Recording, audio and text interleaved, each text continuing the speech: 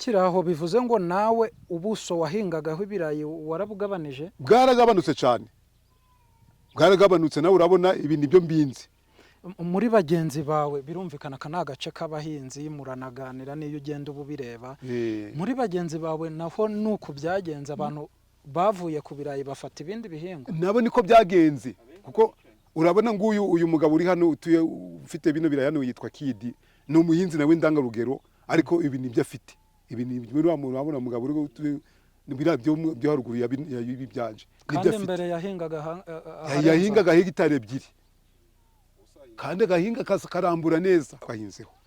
Nubwo se tutabyemeza, umuntu ntashobora kubona ko iyi ari yo mpamvu y'umusaruro w'ibirayi wajyaga ku isoko wagabanutse. Naho kuko urabona niba tuvuga hano muri Busasamana havaga wena nibura fuso 20 mu munsi zikagemurwa zikaje gucuruzwa, ariko ubu ngubu ni 5 ni fuso 5 fuso 6. Urumva ko fuso zavuzeho fuso 15 mu munsi zavuyeho ni nyinshi, kandi ubwo nukuvuga ngo nizo ziri kugemurwa ubu ngubu. Ubwo nukuvuga ngo tugiye kwinjira mu buzima bwo hatazaje haraboneka mu murenge ifuso yose y'ibirayi. Ni none natwe tuzaba tubikeneye. Ubuhinzi bw'ibirayi nabuvuyemo, nta nubwo mpanga kubusubiramo, ntabwo nabusubira mu birayi. Impamvu ni iyihe? Impamvu ibirayi tugira imbuto iri hejuru.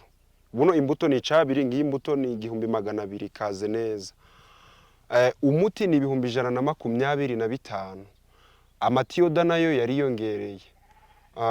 Wenda guverinoma pe yadukoreye neza, ntako batabigenje, ifumbire bayimanuyeyo iri hasi. Yo urumva harimo ngunganire ni byiza, ariko ya miti ikomeje kuba hejuru n'imbuto iri kuba hejuru. Uko biri kugenda birazamuka biri kuja hejuru, niko natwe abahinzi baciriritse ngatwe turugenda tudohoka tuvamo. Kandi majorite b'abahinzi baciriritse ni twebwe. Ubwo nituvamo hazasigaramo abakire bake babarika bake. Abo bakire ikiro bazagihendaho.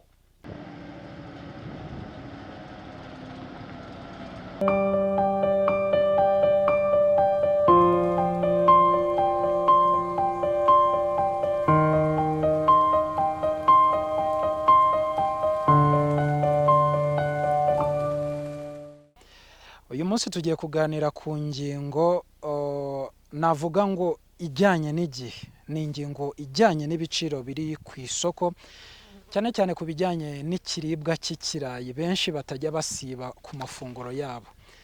Hirya no hino mu gihugu murabizi, i Kigali ho n'ibindi bindi, ibiciro biratandukanye. Aho turi hano mu murenge wa Busasamana batubwiye igiciro, abo twaganiriye wumva ko kijya kuba gito, ariko noneho reka mfatire ku banyakigali niho nabonye byabaye ikiganiro kirekire, aho igiciro cy'ibirayi bimwe twita kinigi hari abavugaga bati gishobora kugura amafaranga 800 aho bukera. Hanyuma ikiganiro cy'uyu munsi rero umujyojo wabateguriye kiragaruka ku mpamvu, ni iyihe mpamvu iri gutuma igiciro cy'ibirayi gitumbagira.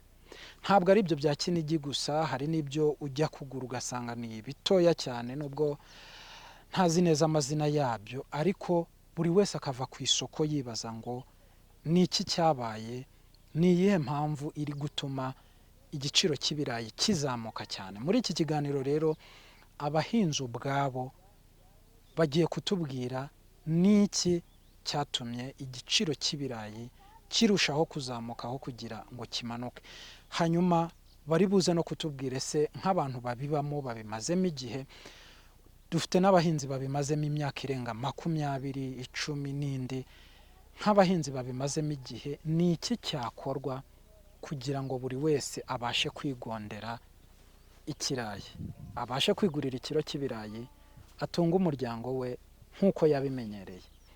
Imbuto urabona imbuto iri ku 1200. Urumva nibiri ku 1200, umuhinzi akeza gasarura ino inibirayi biri kugura 350 360. Kandi ari mwe mu bihinga. Ariko tubihinga. Urumva kufasha kira 1200 kwatanze ku mbuto nibyagiyemo, ugafata noneho kira giciro kihari urumva ko byose biri gupfira mu bintu bihenze, muri iriya miti ihenze nakubwiye, mu mbuto ihenze.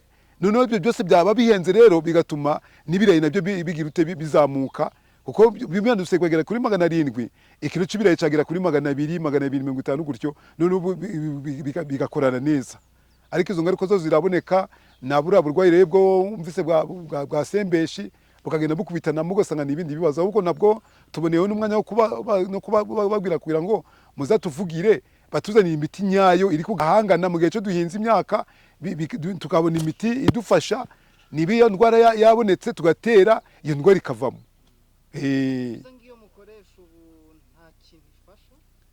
Iyo dukoresha ubu ni amahirwe ngibi birayi, urabona bino birayi byabaye byiza kubera ko ari amahirwe twahuye nabwo, kuko induza iyo miti dutera na niyo yindi tunatera, ariko hari igihe kigera bikananirana tugashiramo imiti bikananirana, bikarangira duhombye. Wenda nje numva hari indi miti bashaka yadufasha ngizo ndwara iriya ndwara ya sembeshi yabe yinjiyemo, tugatera bikagira ute bigasobanuka bikaba neza. Bivuze ngo hano ubwo muhinga ibirayi namwe mukirya nk'abandi bose? Tukirya nk'abandi bose, niyo utabyeje nawe ubirya nawe biguze nka kiriya giciro. Wenda uyu munsi wabona ndonze ibiciro bihari, ariko ejo byari biri 370, umweru 400 nangahe muri zira za Kinigi n'ibindi. Ubwo rero iyo tutabifite tubihanga nguko byaje no ku isoko, natwe tubigura bisanzwe. Ubuhinzi bw'ibirayi bwaragabanutse cyane, bwaragabanutse. Unagiye no mu bire urabona haruguru y'iwabo urabona ibirayi na kakametri karimo ibirayi, ariko ahandi hose nawe ubwo nukuvuga ngo ni n'ahandi hose. Mbese nukuvuga ngo mu murenge wacu wa Busasamana twahingaga kuri hegitari, ku buso bwa hegitari 700, niho twahingaga ibirayi. Urumva ko byabaga bihari, ariko ubu ngubu byaragabanutse ku buryo twaba turi hasi cyane, turi hasi ku buryo buhagije. Muze urakoze gukomoza kuri ako kantu ko kugabanuka kw'abahinzi, abahinga ibirayi. Buriya Kigali ikiro kigeze hafi kuri 800, ibi birayi twita Kinigi. Nubwo wavuze 350, hano urabyumva ari Kigali ashobora guseka. None kuki bagabanutse? Kuki abantu bagenda bagabanuka? Urabona wa mugani wawe, hano ni ibigori, naha ni ibigori, hano ni ibirayi. Yego, nuko byahoze? Ntabwo ariko byahoze, byagabanutse kubera iki? Twahuye n'ikibazo cy'indwara ya sembeshi, iyo ni ya mbere. Noneho n'ikindi, twatera imyaka, ya myaka nayo ndiyereye ku gihe. Abahinzi benshi rero babisosokamo bitewe nuko nda nyungu bagiye babonamo. Mwaganiye na Murinyo ababwira uburyo ahinze ziratungura usumu, urumva ko kumukundisha kumira guhinga ibirayi byamanza kugorana. Bisaba ko ibino birayi, kuko ingaruka twabonyemo nguko nababwiye, turagura umuti guduhenze guri hejuru, none imbuto ziduhenze. Umuhinzi rero yabarura gara amafaranga agiye kuzashora mu buhinzi bwe, bikagorana kuruta ko urabona zatungura usumu, umufuka w'ibiri 100 bihingwa ahantu watera imifuka ibiri, ibiro 250 by'imbuto. Watera ibiro 100 byatungura usumu, kandi abuteye ibitunguru 100 byatungura usumu, iyo ugize amahirwe ubona 1,5 miliyoni. Wabona 1,5 miliyoni. Urumva niba wabona 1,5 miliyoni, ese uzakunda birayi gute? Ubwo nibirasaba ko imbuto imanuka ikava ku 200, nibura wenda ikagera kuri 700. Nigera kuri 700 rero umuti nawo ukamanuka kugera kuri za 80, 90 na 100,000. Bizatuma umuhinzi yibonamo, kandi urabona ko igihingwa c'ibirayi ni naco gifite umumaro ngo mu gihugu cyacu cy'u Rwanda. Ahenji mu migi dufite hagaburirwa ibirayi cyane, hanini bigera turagona bakarya bakanezerwa bakamererwa neza. Ariko tungurusumu ndabwo wayihinga ngo ibaranze uzasarure ku buryo byazagira mu maro cyane abazarya, ariko n'ibirungo ariko ibirayi byo ni ibintu bitekwa bigasangirwa n'abantu benshi. Urumva ko aho bipfira rero nguko nababwiye ni imiti izamutse cyane, nitugira amahirwe bakayigamanura nguko abayobozi bacu b'igihugu cyacu cy'u Rwanda bagize guca bakatuma ifumbire imanuka ikagera kuri 32,700 n'ibirayi nabyo imbuto nizimanuke. Dufite abatubuzi benshi, abo batubuzi benshi ni babimanure babishire kuri 700 na 350, bizatuma twe tubona uburyo bwo kubihinga tubyinjiremo, twabona ubushobozi. Nganje ubwanje njobora kuba nahinga hegitari nganayirenza, ariko nawe urabona ibirayi biraha nibyo mbinzi. Ubwo nzagera ku birayi bizahinga hegitari gute? Kandi mfite ubuso bwo nahinga bw'iyo hegitari ndabufite, ariko kubera ko igishoro nduza ibintu bihenze kugira ngo nzaze guterura umushinga wo guhinga hegitari byangora. Tukiri aho bivuze ngo nawe ubuso wahingagaho ibirayi warabugabanije? Bwaragabanutse cyane, bwaragabanutse. Nawe urabona ibi nibyo mbinzi. Muri bagenzi bawe birumvikana kana agace k'abahinzi muranaganira niyo ugenda ubireba. Muri bagenzi bawe naho nuko byagenze, abantu bavuye ku birayi bafata ibindi bihingwa? Nabo niko byagenze, kuko urabona uyu mugabo uri hano utuye ufite bino birayi hano yitwa Kidi, ni umuhinzi nawe ndangarugero, ariko ibi nibyo afite. Ibi ni urabona mugabo uri byo haruguru yabi byanje. Kandi mbere yahingaga hegitari 2, kandi gahinga karambura neza. None tugereranije hano ni hangana nka gute? Hano hangana na soro, iwe no tubideta harahangana na soro. Ni indambwe 45 kuri 50 ahinzeho. Ujanije ku buso wene ni 1200 kwahinzeho. Nubwo se tutabyemeza, umuntu ntashobora kubona ko iyi ari yo mpamvu y'umusaruro w'ibirayi wajyaga ku isoko wagabanutse. Naho kuko urabona niba tuvuga hano muri Busasamana havaga wena nibura fuso 20 mu munsi zikagemurwa zikaje gucuruzwa, ariko ubu ngubu ni 5 ni fuso 5 fuso 6. Urumva ko fuso zavuzeho fuso 15 mu munsi zavuyeho ni nyinshi, kandi ubwo nukuvuga ngo nizo ziri kugemurwa ubu ngubu. Ubwo nukuvuga ngo tugiye kwinjira mu buzima bwo hatazaje haraboneka mu murenge ifuso yose. Watubwiye ko umazemo imyaka mu buhinzi, umazemo imyaka 28. Ni iyihe nama watanga tukabona na babandi basubiye ku birayi, nubwo atari byo bahinga gusa, ariko nibura umusaruro ukongera ukabaho utubutse? Ni iyihe nama wabwira abo bantu? Inama nabwira abo bantu nuko bagaruka mu buhinzi bw'ibirayi bagahinga. Noneho nikindi nindi nama natanga n'ubufasha, nasaba ubufasha.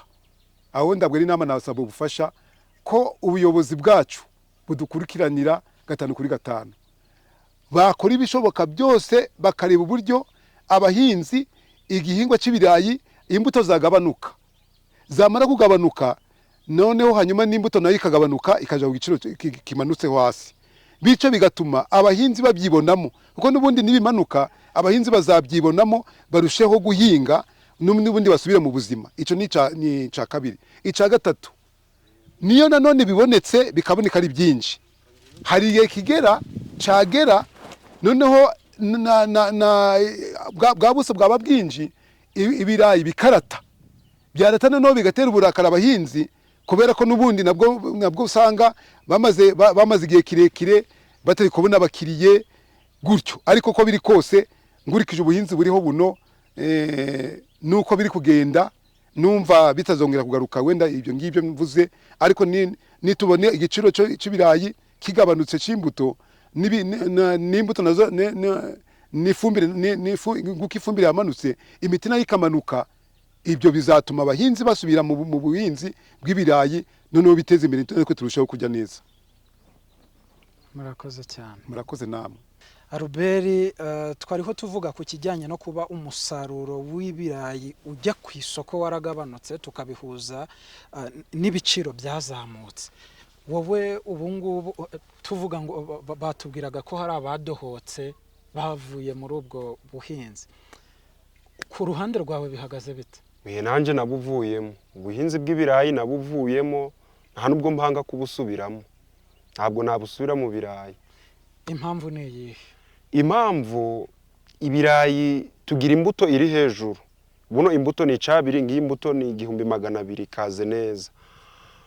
Umuti ni 125, amatiyoda nayo yariyongereye.